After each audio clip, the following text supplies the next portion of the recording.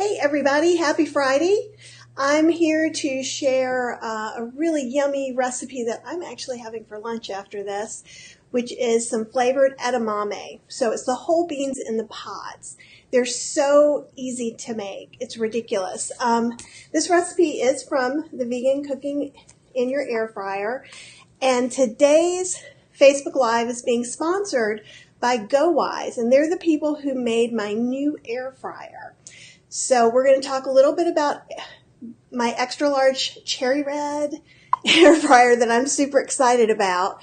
And we'll talk a little bit about some of the improvements that have been made since my first GoWise. But I'm really in love with this extra large. Even though this is sponsored, I've been saying that for a lot longer when they weren't paying me any money. So I really, really like it. And today, this simple recipe you could really do a lot of things with.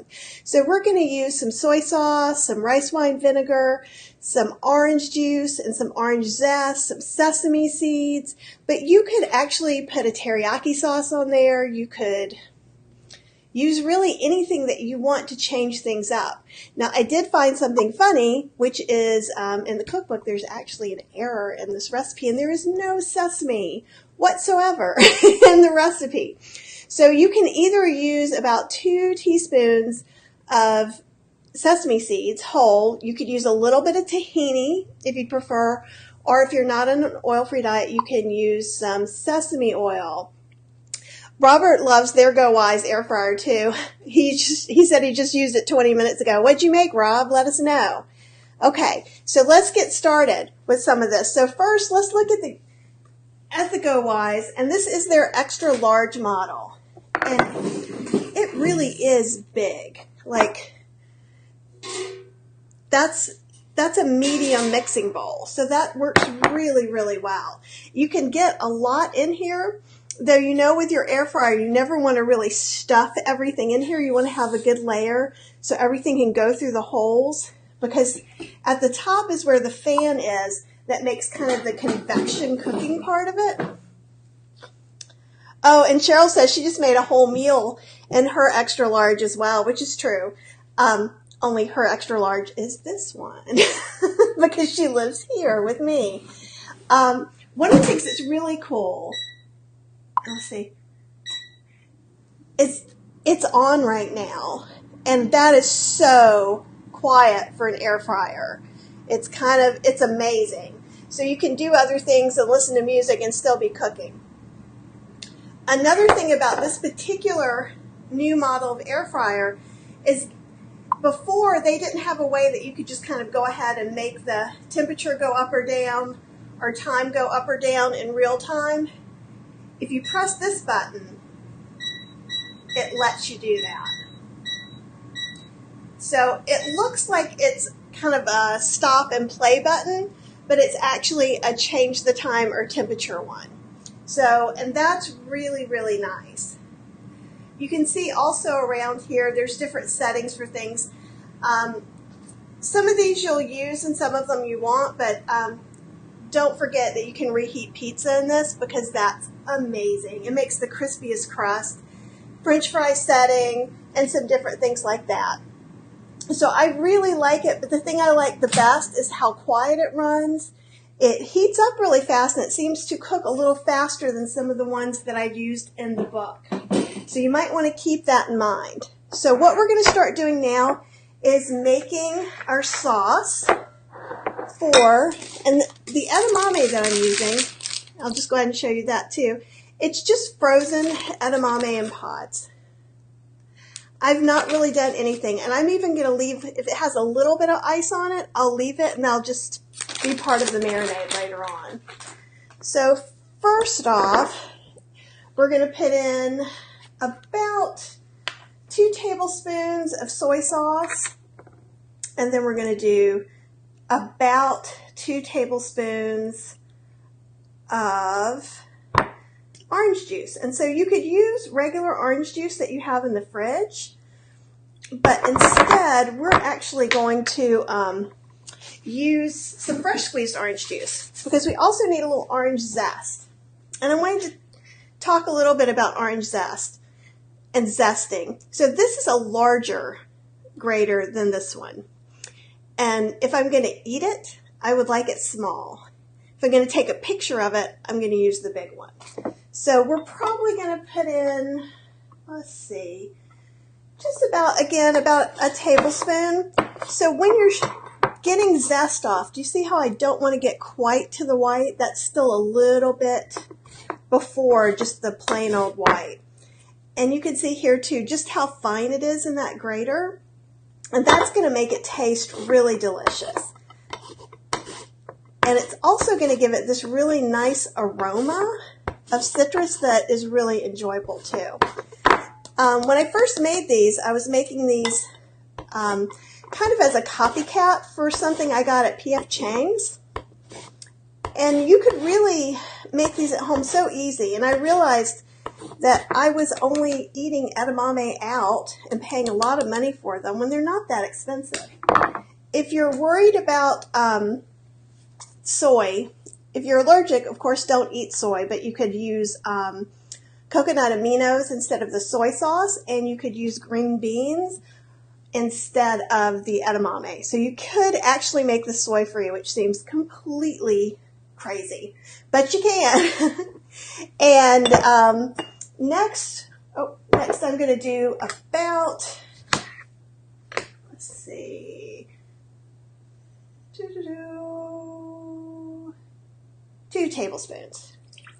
So I'm just going to kind of freewheel it here.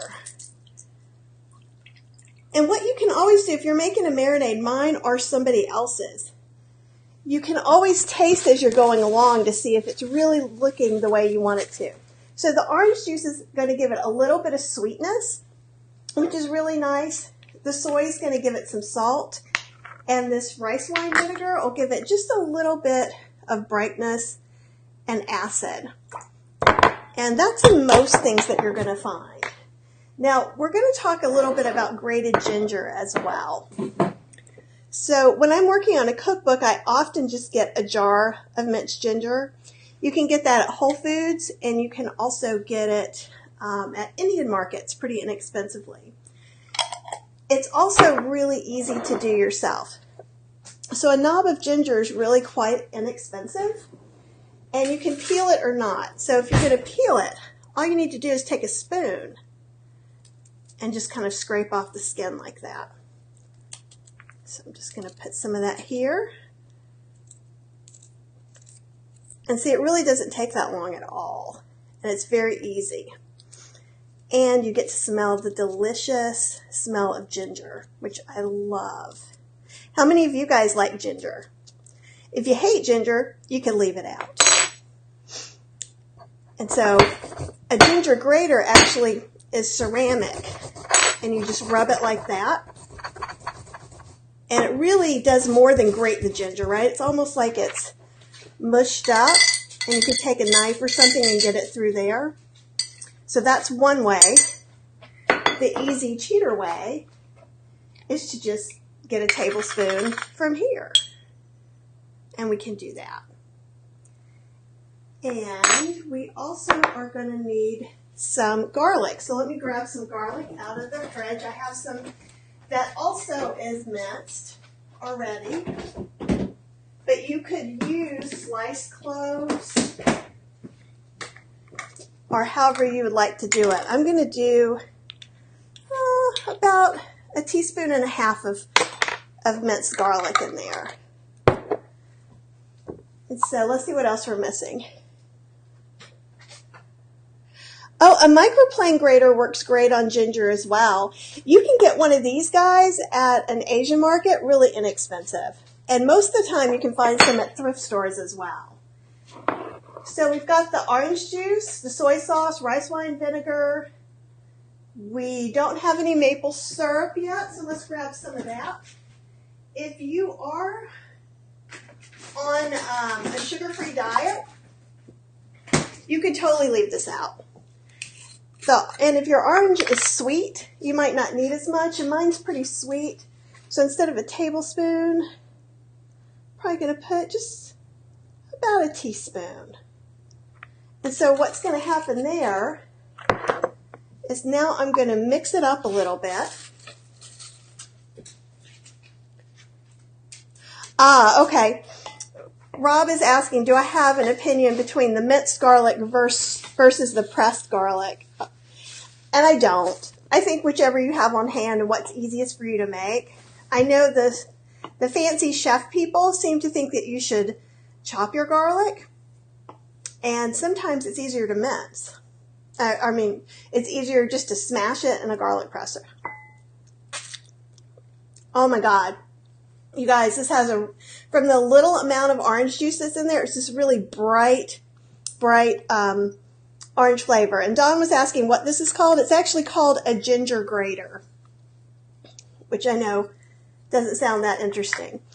But it really is. I've never used it for anything else, so if you guys have used it for anything besides ginger, let me know.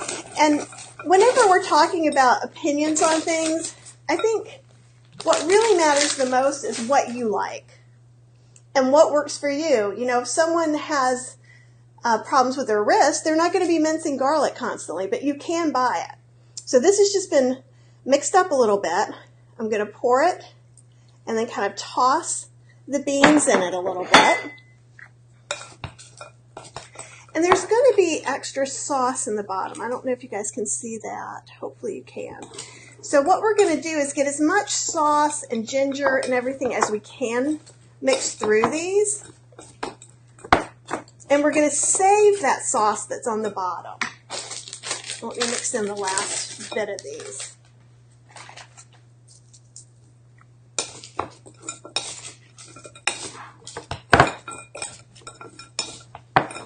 And what I like to do is after they come out, they're going to be more roasted, right? It's not going to be quite as juicy as you might be used to getting in P.F. Chang's or different places that you get them. But once you pour a little bit of that extra saved juice over it, it's pretty amazing. So another thing I could do if I wanted to is I could use one of these perforated pieces of paper that you can also get at the Asian market. They put them in dumpling steamers. Yes, Dawn said she should have eaten this instead of tots. It's so good. It's my favorite lunch. You can put this in here and it'll just help with cleanup. You want to have something heavy on top of it though, so it doesn't blow up into the fan that's at the top that's moving all that hot convection air around. So I'm taking a slotted spoon and I'm just shaking these a little bit. But as you can see, pretty much every single piece has some ginger and some garlic. And it all smells so good of orange. And honestly, I don't think it would smell quite as delicious if we used the larger zest grater for it. I think the small zest really gives it a better pop.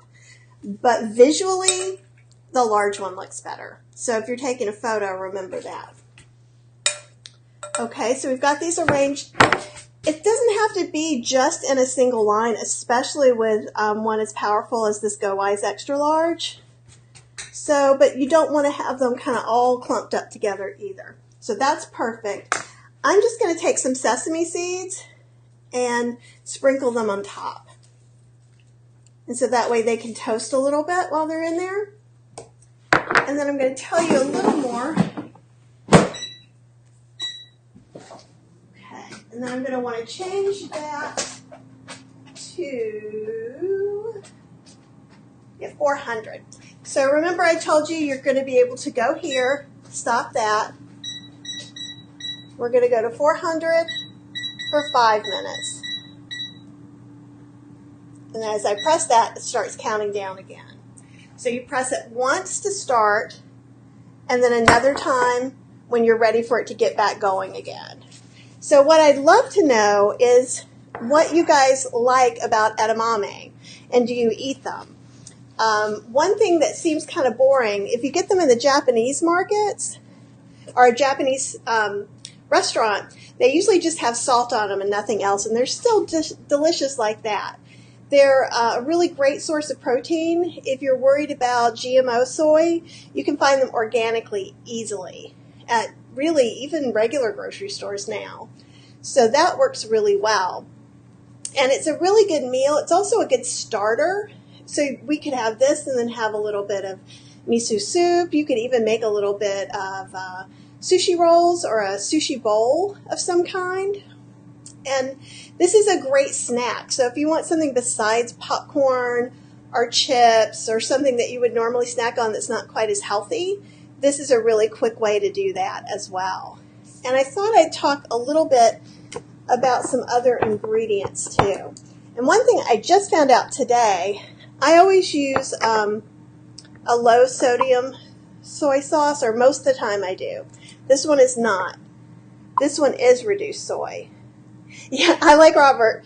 Yeah, air fried edamame is the new popcorn. That's a much better way to put it. So Cheryl was kind of complaining about this soy sauce not tasting as good as some of the others we've gotten. And I noticed the first ingredient is water.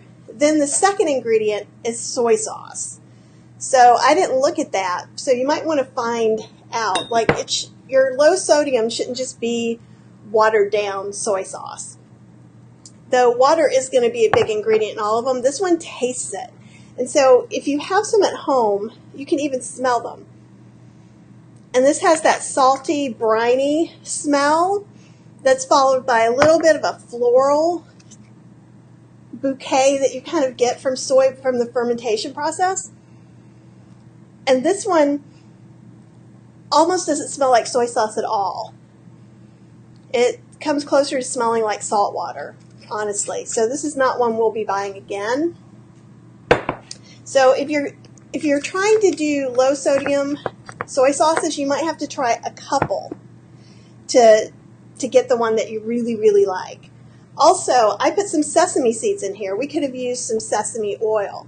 And I always get the toasted sesame oil because it just has a better, richer, more layered flavor.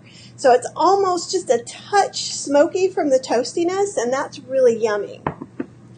So I'm trying to think of, we talked about the ginger and how you can use fresh ginger or bottled ginger. And same thing, especially when I'm doing a cookbook, I'll have something like this minced garlic. Some of them do have oil in them. The one at Trader Joe's does not. It just has water and citric acid.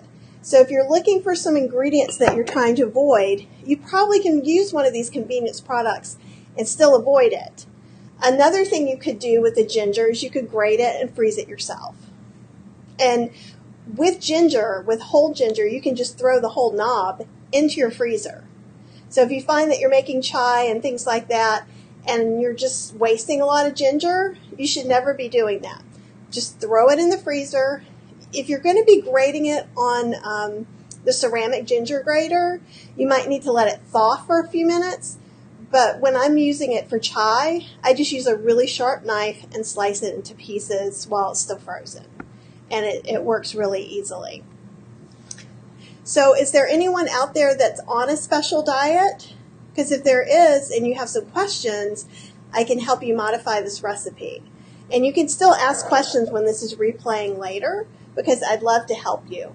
Because these are just, it's so good. You could use any citrus fruit too. You could use a lime, you could use a Meyer lemon, you could use key lime.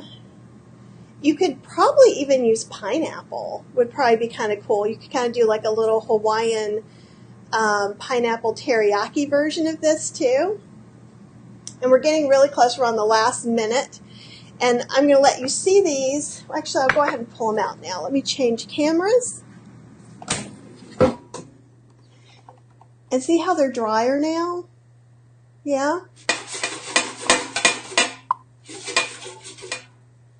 Tiki edamame. I like that. Because actually my friend Julie Hassan, that some of you guys probably know, we're talking about doing Tiki Instagram lives, and that would be really fun. We could air fry everything. We could air fry some sushi rolls. We could air fry some spring rolls, and that'd be great. I just went ahead and put another little bit on right there. So I'm going to do this one more time. Okay, so the second time is what made it go. And do you guys have any questions at all about edamame or using your air fryer? Is there anything you've been wanting to cook in your air fryer that you might need some help with? Because now's a great time to ask.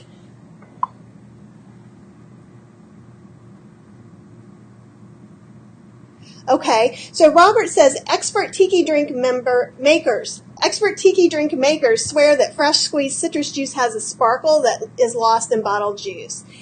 And most recommend never using bottled lemon or lime juice for that reason, and I agree totally. I do have some bottled lime juice for emergencies, but it never tastes fresh. It never gives that burst. And it doesn't have that layered aroma that fresh ones do. And if you have fresh citrus, go ahead and zest it first, even if you're not going to use the zest for what you're making today, because you can put the zest in the freezer and pull it out when you don't have a fresh lime, lemon, or orange. And I find that even the frozen zest is much tastier than dried zest as well. And so what's your favorite tiki drink? I love a Mai Tai. So that's one. I love all tiki drinks though, but a lot of them are a little too strong for me. So I get to have little bitty tiki drinks. But I do think that we should have an air fryer tiki party though. And Julie also has Go Wise's, and there's a link down below where you can go to the Go Wise page and take a look so you can see the cherry red, extra large air fryer there. But they also have some smaller air fryers that are super cute, and they're in these retro colors. So Julie Hassan loves retro stuff. And so I think that we could do some retro tiki snack making in the air fryer. So also leave a suggestion for what kind of snacks we should have with our tiki night and what kind of drinks we should make. And maybe we'll be doing a live tiki night on Facebook Live and Instagram Live if it gets that popular. I know Rob will be there, and so will Dawn. We're all tiki heads. And I will make a non-alcoholic tiki mocktail too, because one of the great things about the tiki cocktails is all those juices and passion fruit and the orange syrup, the almond syrups, and so it's all those flavors. The rums that go in it are very layered and different flavored, but even just the juices themselves are so layered and delicious. And in fact, this is making me want to make some kind of Mai Tai edamame recipe, and that might have to happen soon. So if I do that, I'll let you know how that works out as well, or I'll make that really neat almond syrup, and maybe we'll do some other kind of like passion fruit almond edamame, because with the edamame you want something salty, something acidic, something sweet, and I especially appreciate that burst of citrus flavor. So let's go ahead and see how oh, I need to change cameras. Here we go. There you go. You can see them now, how they're a little bit browner on the edges, right? And they're done. So I'm going to take the sauce, and what I would do is before I serve it, I would just toss them in it again. And you'll probably be able to see this in a minute, but it is steamy, steamy hot. Can you guys see that on the camera? Maybe not. So I'm going to take those kind of drier ones, dip it in the sauce, and any sauce that's left over you could also serve in little individual dipping cups if you wanted to. But what this does, so when you cook the citrus, it does take a little bit of the oomph away from it, and this kind of adds it back.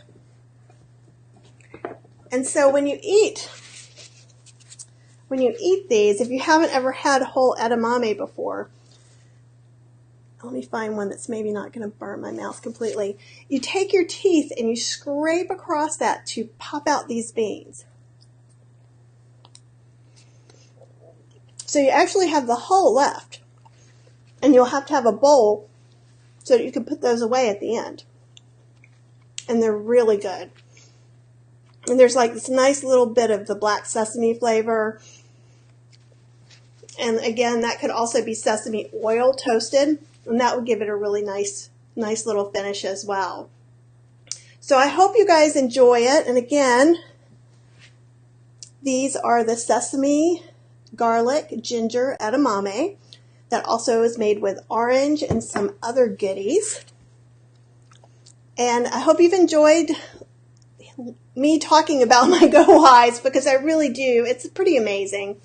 It's bigger than some of the other extra larges, so if you're looking for a large one that's not a toaster oven or not the big giant round ones, I highly recommend this. So let me know what air fryers you have in the comments, what air fryers you're wanting in the comments, and what recipes you want to see for Tiki Night. Okay, you guys have a wonderful weekend, and I'll talk to you soon.